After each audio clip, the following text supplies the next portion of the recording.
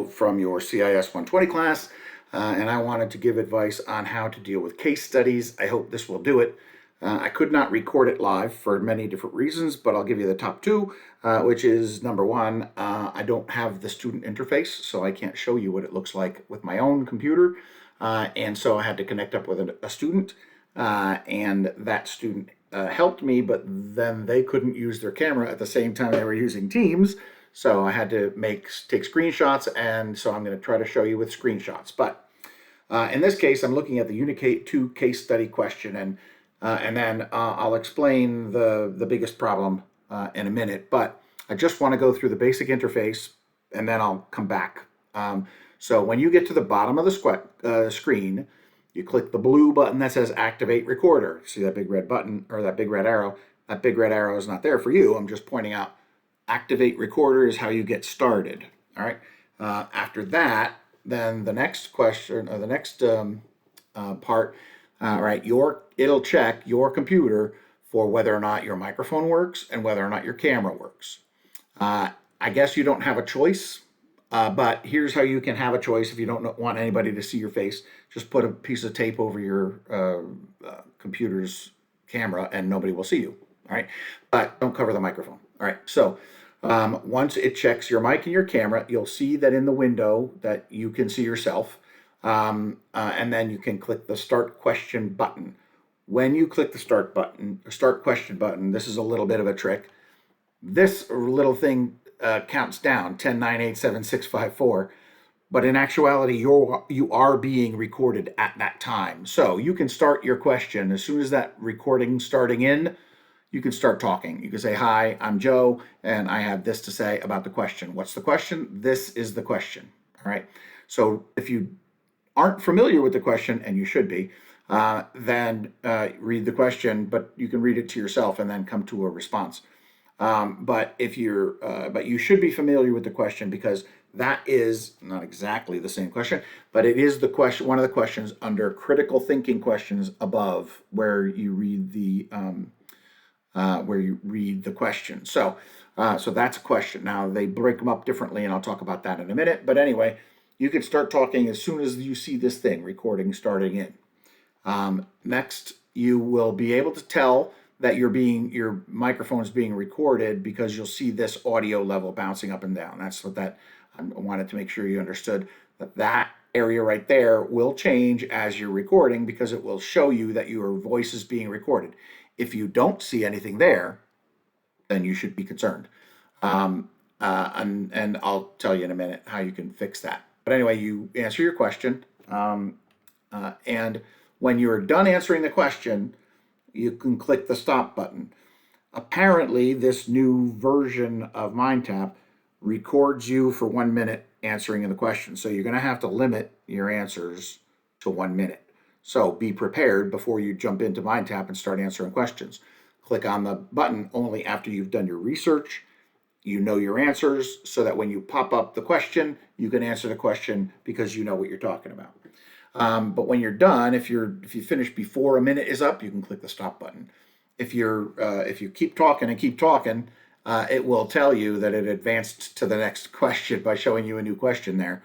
Nothing I can do about that. I don't think I can change it. But say what you got to say. When you're done with that question, click the stop button. What it will do is then switch to the next question, and then you can answer that question. And then you click the stop button, et cetera, until you're done with all the questions. All right. After you're done with all the questions, this one shows that you had like 1, 2, 3, 4, 5 questions to answer. You'll see that you've got these 5 questions. You'll see pictures of video. I took the person's picture out because I didn't want to embarrass them or have them have their information be public. But this is the set of questions. You'll see your picture there. What you need to do next, so that you can cite your sources, is to click this button right here that says comment. When you click that button for comment, then what you should do is place your APA citation there, and then and what it should look like is something like this, right? Last name, comma, first initial of the author, the best book ever, that's the title, and then the year published, 2026. All right, so this is obviously a fictional book, but what you should do is you should create the citations for the things that you want to cite in your answers, before you start your video. So then all you got to do is copy and paste that content into here, click the arrow to make it go to the comments, make another comment for the second citation, click the arrow, and everything will be recorded. Now, here's the trick. In the at the beginning of the question, when you get ready to view the question, you view the question. It tells you a bunch of information. All right. Actually, I can bring that up. Hold on. Let me see if I can make that happen. Let me get that over here. All right. That I can show you because that I have access to. It looks the same for the instructor and the student. But they break down the questions slightly differently. I don't know why. I didn't design the thing. All right. But it can be confusing. All right. So for example, here I can show you that it says, how would you evaluate Deloitte's response to the cyber attack? Did they do well? Where could they have done better? That is not exactly how it's broken down above. So let me get over there. Hold on. I'll make sure I only get to that. Cyber attack. All right. And look at, oh, okay, this one right here. All right. So this is similar to what you see. Oops, there we go. This is similar to what you see. All right. It says Unit 2 Case Study Security Consultant. It says questions. It tells you that there are 5 questions, but then you read through and you read and understand. Okay, that's great. And then you get to this part. It says critical thinking questions, and now they took away the numbers. All right. That's a little frustrating to me, and I'm sure to you. But do you see that it says identify what you believe to be the area of the most severe consequences for Deloitte? Well, that's the same as your first question here. It's just it does not have the follow-on of direct impact, business disruption, recovery, legal, or reputation. So before you click on this to answer it, you do your research, read the book, read this article.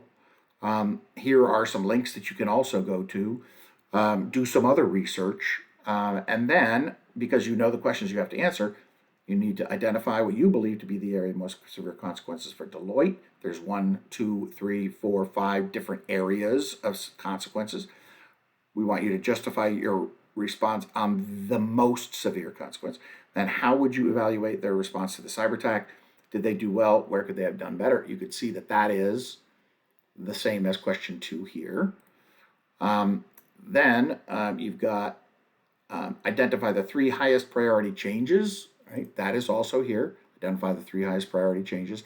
And then you've got some additional questions. They seem like they're additional questions, but they're not really additional questions. If you go back to Unit 1, for example, for the first question in Unit 1, because you'll probably all go back to Unit 1 because you probably want to all do Unit 1 over again, but the case study for Unit 1, the first question actually asks 3 questions, right? And then what they did is they put the first question as number 1, and then they took the other one and put it number 4, and the other one is put it number 5. So they do ask you the same questions. They just don't ask them in the same order. So what you got to do is be prepared. All right, you got to read your book about the subject. In this case, the whole chapter is about cybersecurity. Then you got to read your article, right? Then you got to write down your critical thinking questions or copy and paste them. It doesn't matter how you remember them, but you're going to have to take them from there and do some research and understand and maybe outline your question or your answers so you can answer the questions. Once you've done that, then you come back here and then you start that process of clicking the button to answer, etc. So that when you get to, right, when you get to here and you click the start question button, right, then you'll know, oh, I know the answer to that question because I read the questions beforehand, because I've done my research and I know what I want to say about the area that I believe to be the most severe consequences for Deloitte. And then you say it, right? You got to say it in less than a minute. If you need to rehearse before you come in here, do that. But do your answer, right? Then you go to the next question, the next question, the next question. And then when you get to the end, that's where you put in your citations. You should already know what your citations are because you should always cite the book. So have a citation for the book. and you should at least do some research on your own for everything that you answer. Some website, all right? Use the al.purdue.edu website. Create those 2 citations before you come here, so that then you can just copy and paste them into the comments. Click the little arrow button, and you've got 2 citations at least for everything that you do.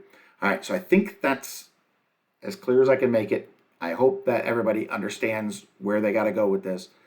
They're not trying to trick you. It's just that they changed the student interface, maybe to make it better or faster. I don't know who made those decisions, but the questions are just broken up a little differently than they show here on your webpage when you read.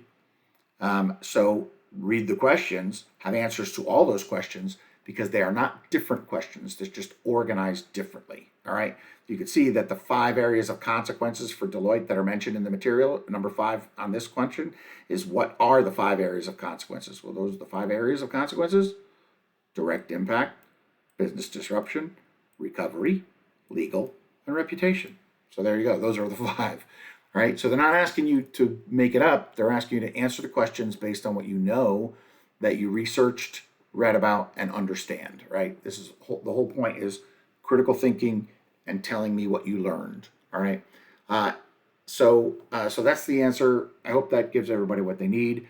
If you have any other questions, or if I left something out of this video, please let me know. This is Dr. Zullo for Post University for CIS 120, and I hope you are able to be more successful on this from now on. If you have any questions about redoing old work, just ask and I'll set it up. All right. Thanks very much. Talk to you soon.